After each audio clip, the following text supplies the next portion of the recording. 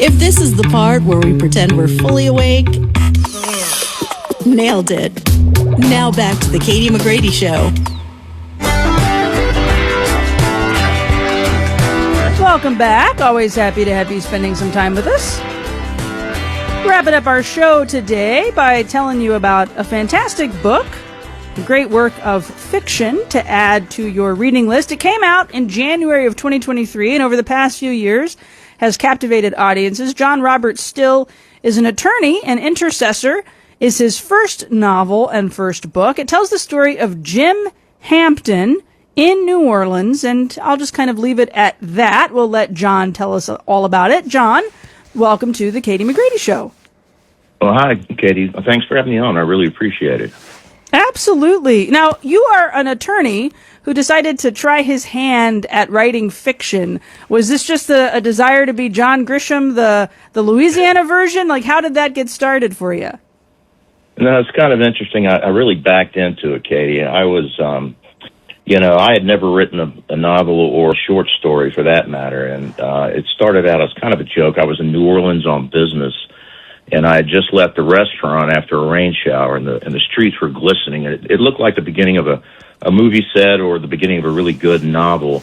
And so I'm kidding with friends back home, texting, saying, you know what, I think I'm going to write a novel, a thriller, because what the world needs is another lawyer writing a really bad novel. And so just kidding around like that.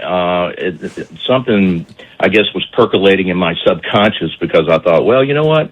I'd like to write about New Orleans because I love the city. I would like to describe it for people who had never been there. But I got stuck, and I didn't know where to go with it, because originally it was just going to be a secular thriller with New Orleans as the main character. So I talked to a friend of mine who's an author, and she said, write what inspires you. And she knew that, my faith had been re-energized. I had returned from Medjugorje a few years earlier, and I was really into my faith, and she suggested writing about that. And I thought, well, that's a great idea, because New Orleans is the perfect backdrop for that, with the mystical battle between good and evil, and the city being steeped in Catholicism. So that was the inspiration. So tell us about your main character, who also is kind of in this moment, almost similar to you. I don't want to accuse you of making this autobiographical in any way, but are there some comparisons between John Robert Still and Jim Hampton in your book? Yeah, well, we're both lawyers, although he's a former lawyer, and I get that question a lot about being autobiography. I drew upon his angst, feeling burnout with his profession, and so, I took it to the next level. What if someone in this position just quits his job and just travels somewhere to get away from it all? And so I really think that's where the similarities begin and end. We're both lawyers, but he is purely fictional. I love it. And so tell us just a little bit, kind of 10,000-foot view. What happens to Jim? What can we learn from this story of this man in the French Quarter and, kind of in this somewhat supernatural battle in some ways?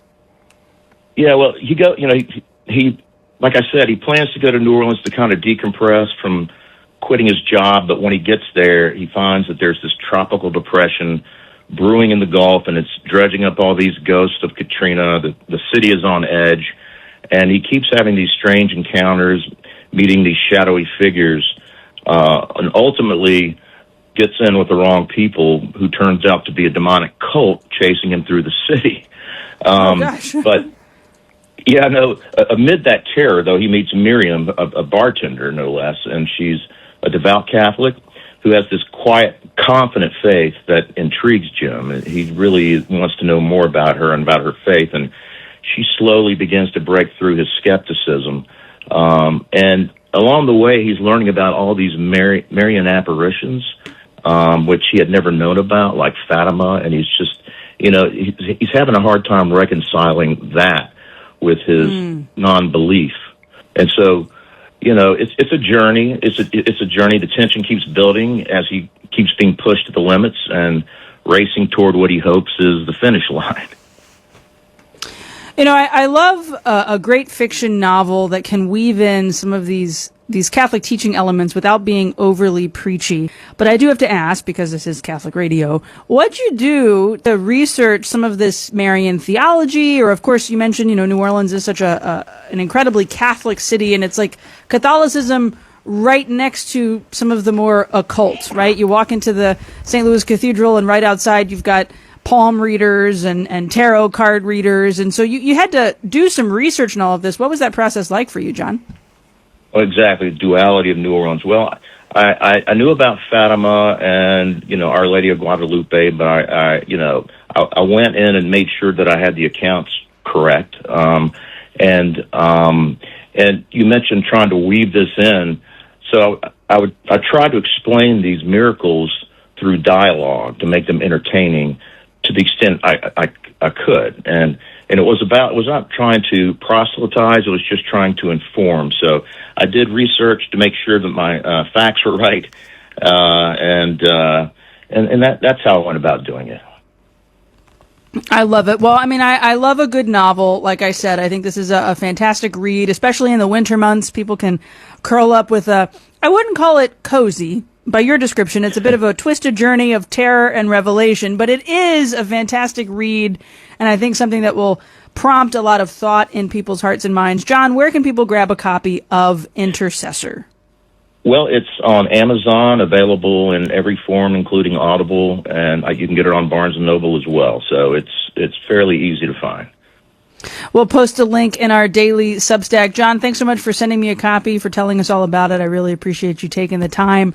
You can grab a copy of Intercessor. It's only $8 right now on Amazon. It's half off. So they put it on sale for all of you who maybe want to pick up a good read in these winter months and be inspired by some shadowy figures and mysterious voices and a hurricane bearing down on the French Quarter, but certainly a delightful and thought-provoking and fun read. That's Intercessor by a listener of the show, John Still.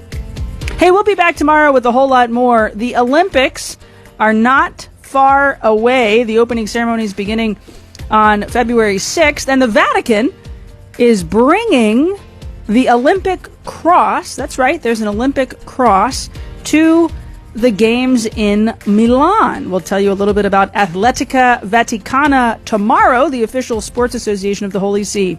We'll see you tomorrow here on the Katie McGrady Show on the Catholic Channel, Sirius XM, Channel 129. You're listening to the Catholic Channel, Sirius XM 129.